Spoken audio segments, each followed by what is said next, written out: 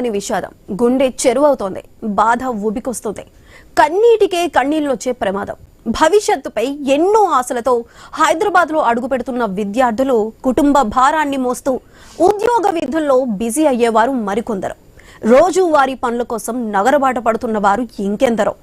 ఇలా అన్ని వర్గాల వారిని చేవెళ్ల బస్సు ప్రమాదం జీవితాలను తలకిందులు చేసేసింది. తెల్లవారగానే బస్ ఎక్కిన వారు సూర్యుడు పొద్దు పొడవగానే అనంత లోకాల్లో కలిసిపోయారు. యమకింకరుళ్లా దూసుకొచ్చిన కంకర టిప్పర్ క్షణాల్లోనే ఊపిరి తీసింది. సొంతూరు నుంచి బస్ ఎక్కి కాస్తంత దూరం వెళ్లారో లేదో కన్నవారికి ఆత్మీయులకు విషాద కబురు అందింది.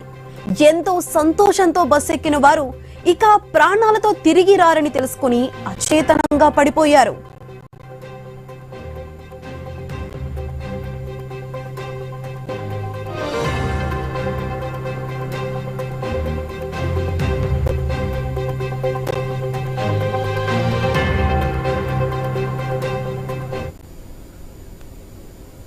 బస్ తాండూరులో బయలుదేరాక వికారాబాద్ లో మరికొందరు ప్రయాణికులను ఎక్కించుకుంది. తర్వాత స్టాప్ చేవెళ్ల. మధ్యలో చిన్న బస్ స్టాప్ రావడంతో చేవెళ్ల వాసులు కొందరు అక్కడ బస్ ఎక్కారు. చేవెళ్ల బస్ స్టాప్ దగ్గర ఇంకొందరు బస్సులు ఎక్కాల్సి ఉంది. ఆ తర్వాత స్టాప్ హైదరాబాదే. కానీ చేవెళ్ల బస్ స్టాండ్ కు రాకుండానే మధ్యలోనే మీర్జాగూడ దగ్గర బస్ ప్రమాదానికి లోనైంది. ఒక్క విధంగా చెప్పాలంటే తాండూరు నుంచి బయలుదేరిన తర్వాత సుమారు 50 కిలోమీటర్ల దూరం ప్రయాణించింది. మీర్జాగూడ నుంచి మరో 7 కిలోమీటర్లు వెళ్తే చేవెళ్ల బస్టాండ్ కు వచ్చేదే. కానీ ఈ ప్రయాణం మీర్జాగూడలోనే ఆగిపోయింది. టిప్పర్ బలంగా ఢీకొట్టడంతో నామరూపాలు లేకుండా పోయింది. బస్సులోని వారు అల్లాడిపోయారు. ప్రమాద తీవ్రతకు బస్సులోనే కూలబడిపోయారు. 50 టన్నుల కంకర మీద పడటంతో ఊపిరి తీసుకోలేక ప్రాణాలు వదిలిన వారు చాలా మంది ఉన్నారు.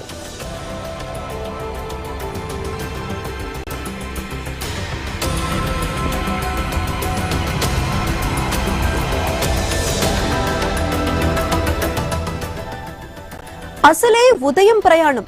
తెల్లవారుజామున బస్ ఎక్కేందుకు ముందుగానే నిద్ర లేచి ప్రయాణానికి సిద్ధం కావాలి.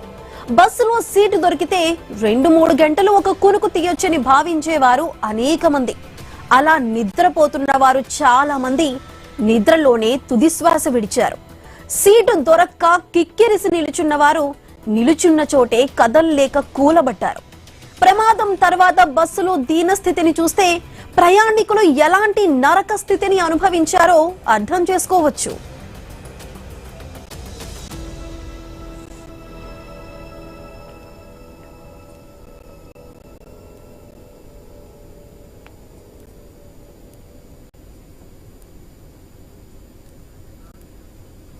ప్రమాదాల్లో గాయాలైతేనే అల్లాడిపోతాం.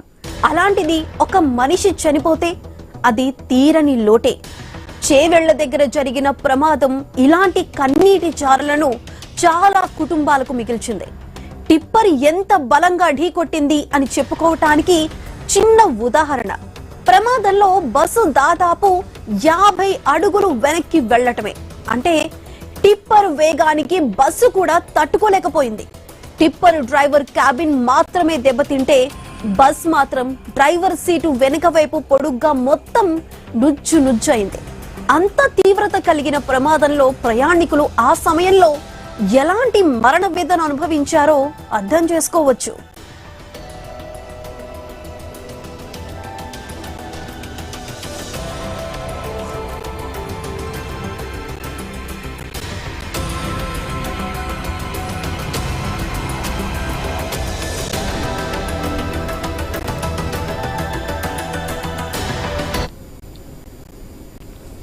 చేవెళ్ల దగ్గర జరిగిన ఈ బస్సు ప్రమాదం ఇది మాటలకందని విషాదం అనే చెప్పాలి.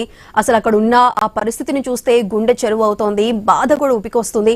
అక్కడ ఎంతో మంది మా సన్నిహితులు అక్కడ ఉన్న వారందరూ కూడా మరణిస్తే అక్కడ ఉన్న వారి కుటుంబ సభ్యులు వారు రోదనతో అక్కడ మొత్తం ప్రాంతం మొత్తం అల్లాడుతోంది. అయితే ప్రస్తుతం అక్కడున్న సంఘటన స్థలం దగ్గర ఉన్న పరిస్థితికి సంబంధించి మరింత సమాచారం మా ప్రతినిధి ప్రవీణ్ లైవ్ లో అందిస్తారు.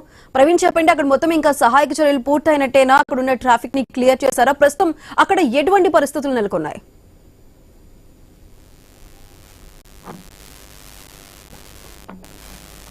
అయితే మొత్తం చూసుకుంటే కనుక ఇక్కడ సహాయ చర్యలు మొత్తం కూడా కంప్లీట్ అయినట్టే మొత్తం అయితే ఈ దానికి సంబంధించి హైదరాబాద్ సిటీ కాసేపటి క్రితమే ఇక్కడ మొత్తం కూడా అయితే ఈ యొక్క ప్రాంతం అయితే యాక్సిడెంట్ తీవ్రతను యాక్సిడెంట్ ఏ విధంగా అయింది అనే కోణం లోపల పరిశీలన చేశారు. ఇటు మొత్తం చూసుకుంటే కనుక ఏదైతే యాక్సిడెంట్ జరిగిన ప్రాంతం బస్సు తీవ్రతను కూడా పరిశీలించారు. అదేవిధంగా ఆ యొక్క టిప్పర్ ఏదైతే ఉందో ఆ టిప్పర్ను కూడా మొత్తం దానికి సంబంధించి టిప్పర్ను కూడా అయితే మొత్తం కూడా దానికి సంబంధించి అధికారులతో కూడా అడగడం జరిగింది. అటు స్థానికులు కూడా మనం చూస్తున్నాం విజువల్లో, స్థానికులు భారీ ఎత్తున స్థానికులు కూడా ఈ రోడ్డు నిర్మాణం జరగాలి అంటూ కూడా మొత్తం స్థానికులు అయితే పెద్ద ఎత్తున మొత్తం అడగగా నినాదాలు చేస్తున్నారు. సీఎం డౌన్ అంటూ నినాదాలు కూడా చేస్తున్నారు. పోలీసులు కూడా వారిని వారించే ప్రయత్నం చేస్తున్నారు. మొత్తం రోజుగా చూస్తుంటే కనుక ఇక్కడ స్థానికులు కూడా చెప్తున్నటువంటి విషయాలను చూస్తున్నాం. రైతులుగా మేము స్వచ్ఛందంగా ఈ యొక్క వాహనాల ఈ యొక్క రోడ్డు వైండింగ్ కొరకు మొత్తం కూడా మా యొక్క పొలాలను ఇవ్వడానికి మేము సిద్ధంగా ఉన్నాం. అయినా అధికారులు కానీ ఇటు రాజకీయ నాయకులు కానీ స్పందించడం లేదంటూ కూడా చెప్తున్నటువంటి పరిస్థితులను చూస్తున్నాం. మనం చూసుకోవచ్చు విజువల్లో కూడా అయితే కరెక్ట్గా విజువల్లో కూడా చూసుకోవచ్చు. అక్కడ ఒక బోర్డు కనబడుతుంది, 30 స్పీడ్తోనే వెళ్ళాలని బోర్డు కనబడుతుంది. అయితే ఇక్కడ కొత్త వాళ్ళకు ఈ యొక్క బోర్డు అబ్జర్వ్ కాకపోవచ్చు. అయితే ఇక్కడ 30 స్పీడ్ మీద వెళ్ళాలి. అయితే 30 స్పీడ్ మీద వెళ్తే అంత తీవ్రత ఉండదు. అంటే ఈ యొక్క ఏదైతే ఆ యొక్క డ్రైవర్ ఉన్నప్పుడు ఈ యొక్క మొత్తం ఈ రోడ్డు చూసుకుంటే కనుక మొత్తం ఇది నేషనల్ హైవే. అయితే నేషనల్ హైవేకు అయితే సుమారుగా అప్పా జంక్షన్ నుండి స్టార్ట్ అయ్యి వికారాబాద్ కు వెళ్లే వరకు కొన్ని వందల టర్నింగ్లు ఉన్నాయి, కొన్ని వందల గుంతలు కూడా ఉన్నాయి. మొత్తం చూసుకుంటే కనుక భారీ ఎత్తున 2 అడుగుల మేర గుంతలు కూడా అయితే ఉన్నాయి. వాటిలో ప్రయాణికులు తీవ్ర ఇబ్బంది పడుతున్నారు. వాటి వల్ల కూడా మొత్తం యాక్సిడెంట్లకు గురవుతున్నారు అంటూ కూడా స్థానికులు చెప్తున్నారు. అయితే ఇంకోటి కూడా ప్రధాన కారణం ఏంటంటే చెట్లు అయితే కనబడుతున్నాయో రోడ్డుకి ఇరువైపులా ఉండేటటువంటి ఈ యొక్క చెట్లు ఉన్నాయి.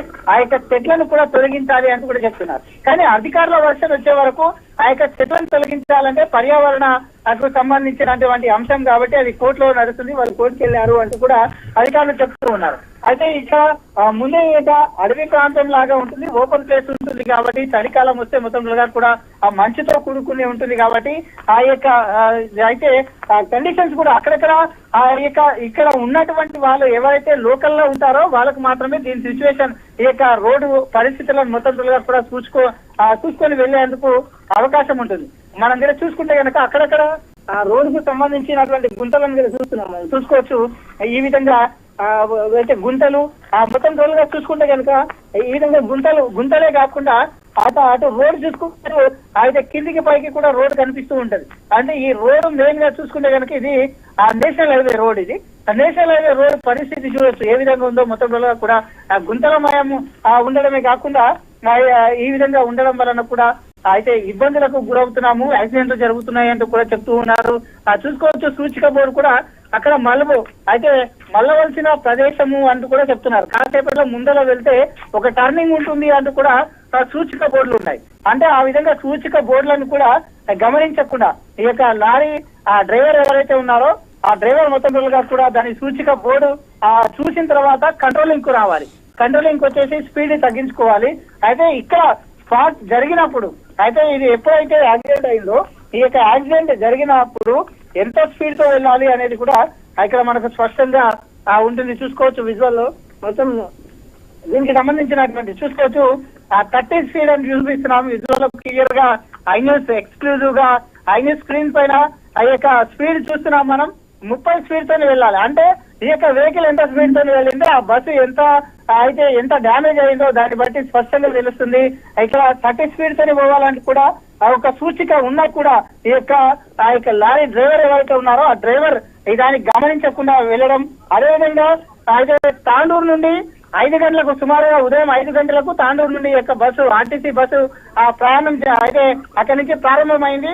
ప్రారంభమైన తర్వాత సుమారుగా 6 గంటలకు వికారాబాద్ చేరుకుంది. వికారాబాద్ చేరుకున్న తర్వాత